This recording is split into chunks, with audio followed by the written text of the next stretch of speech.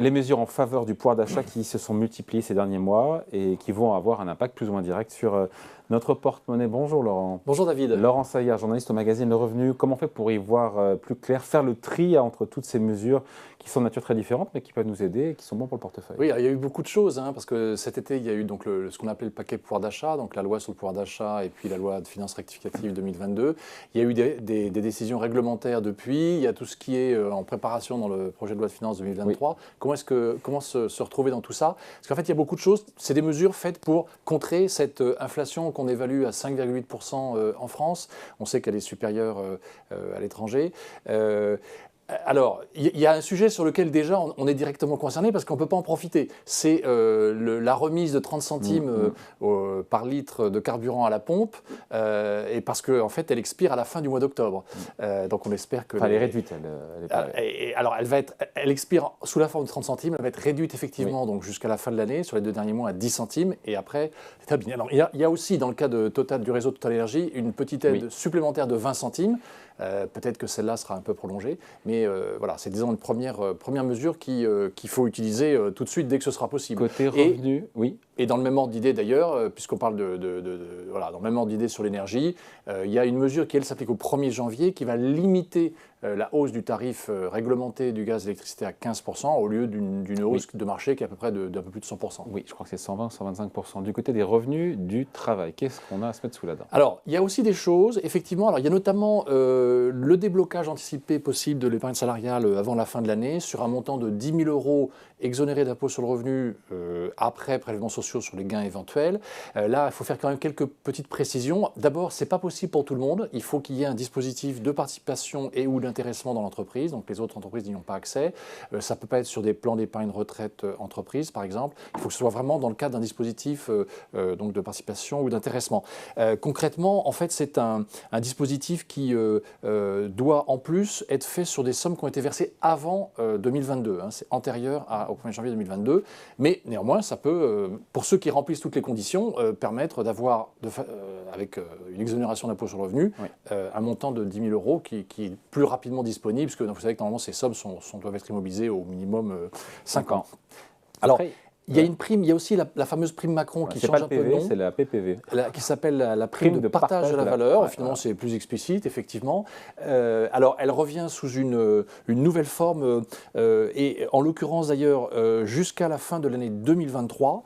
Alors, bien sûr, il faut que ce soit une décision de l'employeur. Là aussi, il y a une exonération d'impôt sur le revenu et de cotisation dans la limite de 3 000 €, éventuellement 6 000 € s'il y a un accord d'intéressement ou de participation. Mais il y a un gros bémol, c'est qu'en fait, ça ne peut fonctionner que pour des bénéficiaires dont le revenu ne dépasse pas 3 fois le SMIC. Et du coup, ça peut créer en fait un blocage, parce qu'après, ça pose un problème de traitement, on va dire, égalitaire au sein de l'entreprise. Il y a ceux qui y ont accès, ceux qui n'y ont pas. Donc, est-ce qu'on verse une prime entièrement taxée, enfin fiscalisée par ailleurs? Voilà, c'est un petit bémol. Il y a aussi, alors, dans le même ordre d'idée, il y a l'exonération des heures supplémentaires d'impôt sur le revenu. Le plafond, en fait, passe de 5 000 à 7 500 €. Et un autre dispositif qui est la monétisation des RTT, c'est-à-dire pour ceux qui n'ont pas pu ou ne peuvent pas prendre leur RTT et souhaitent avoir un échange, une contrepartie financière, c'est possible. Il faut encore bien sûr que l'employeur soit d'accord, mais ce sera exonéré d'impôt sur le revenu dans cette limite du plafond de 7 500 € que je viens de mentionner. Alors attention, un petit bémol, c'est que ce faisant, même si vous avez une partie qui est donc exonérée d'impôt sur le revenu, ça va quand même s'ajouter au revenu fiscal de référence.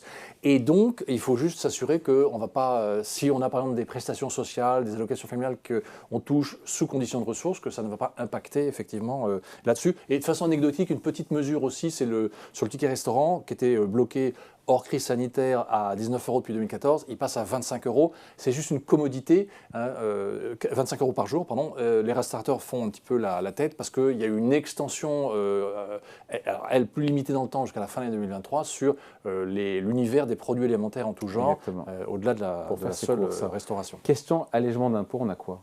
Alors, il y a déjà en fait, quelque chose de très important pour tous les ménages, c'est la revalorisation du barème de l'impôt sur le revenu. L'an dernier, il n'était que de 1,4%. Et là, pour tenir compte de cette inflation évaluée à peu près à 5,8%, va y avoir une revalorisation de 5,4% du barème. Concrètement, ça veut dire quoi? Ça veut dire que sur l'ensemble de vos revenus 2022, lorsque vous ferez votre déclaration en 2023 pour un effet définitif par rapport à l'avance que vous aurez faite avec le prélèvement à la source, eh bien, vous aurez en fait un accompagnement. Donc, ça veut dire, alors plusieurs cas de figure, à salaire constant sur 2022. Les gens en général, c'est à salaire constant, ça veut dire que concrètement, vous allez économiser l'impôt que vous auriez payé si le barème n'avait pas bougé. Ouais. Exemple, quelqu'un qui est au SMIC qui n'était pas imposable, à salaire constant, il aurait payé 130 € d'impôt et il serait devenu imposable sur le revenu.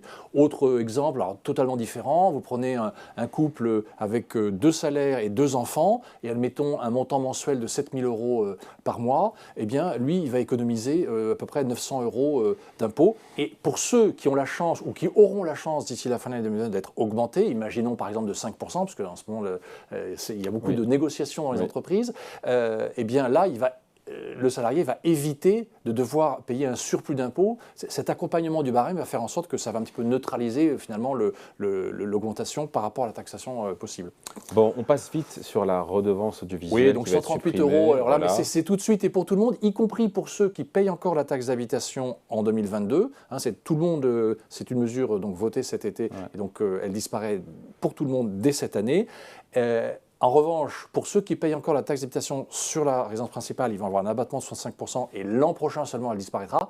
Et alors attention, ne pas oublier qu'en revanche, la taxe d'habitation sur la résidence secondaire, elle est bien maintenue. Elle a forte tendance à augmenter d'ailleurs. Bon, pour les retraites, on le sait, il y a une revalorisation de 4,5 ou 4 et quelques %. Alors, 4% sur la retraite de base, il y avait déjà eu 1,1% en début d'année. Et en plus, pour les salariés du privé dans les retraites complémentaires Agirc-Arrco, ça va s'appliquer au 1er novembre. Il y aura en plus une revalorisation sur la partie retraite complémentaire de 5,12%. Donc finalement, si vous faites la somme des trois, ça fait quand même, là pour une fois, on va dire, les retraités ne sont pas oubliés. Hein, voilà. Voilà. Il reste le taux d'usure qui a été revu à la hausse. Oui, et effectivement, alors là, c'est pour le crédit à la consommation, c'est aussi pour le crédit immobilier. Ça va débloquer un certain nombre de dossiers, ça permet de relever un petit peu le plafond. Alors le taux d'usure, c'est quoi? La Banque de France le fixe, et en fait, les banques ne peuvent pas faire de crédit si le taux auquel elles arrivent, une fois qu'on inclut tout, hein, les frais de dossier, l'assurance emprunteur, etc., dépasse ce fameux taux d'usure. Donc la Banque de France l'a relevé au 1er octobre. Bon, c'est transitoire parce que pendant ce temps-là, les taux d'intérêt, eux, ils continuent à monter, mais ça peut donner un peu d'oxygène, notamment à des jeunes ménages qui étaient sur un dossier qui a été mécaniquement bloqué à cause de ça. Bon, conclusion conclusion, tout est bon à prendre. C'est vrai conclusion, il faut lire le magazine Revenu. Voilà, il y a vous lisez le dossier qu'on fait cette semaine dans le Revenu Hebdo pour voir tout le détail, mais c'est toujours bon à prendre. Voilà, ça fait par-ci par-là des choses qui aident quand même globalement à combattre, à soutenir le pouvoir d'achat et combattre l'inflation. Bon, on voit la première page, la couverture du Revenu Hebdo de cette semaine. Oui, alors le mondial les de valeurs les plus l'auto rentables à Paris, dans la voiture. Hein, donc forcément un grand dossier sur les valeurs automobiles. C'est la une automobiles. de cette semaine. Voilà, et puis on revient aussi parce qu'on a lancé une série, je vous en avais parlé, donc on va les faire une par une en petite éclairage pédagogique sur qu'est-ce que c'est que les crypto-actifs. On commence par le Bitcoin qui est vraiment la plus connue d'entre elles. On revient donc on refait un petit point sur ce qu'on vient de faire ensemble sur le pouvoir d'achat. Et puis bien sûr on revient aussi sur la décision de l'OPEP+, de l'organisation OPEP+, de couper de 2 millions de barils moins, par jour. Hein, Exactement. Moins de pétrole. Voilà. Ils sont plus nombreux, mais ils vont produire moins. Égale moins de pétrole. 2 millions de moins. À partir de, je ne sais plus, c'est décembre. C'est d'ici la fin de l'année. Voilà, 2 millions de barils par jour. Exactement. Merci beaucoup. Explication signée Laurent Saillard pour le magazine Le Revenu. Merci. Merci David.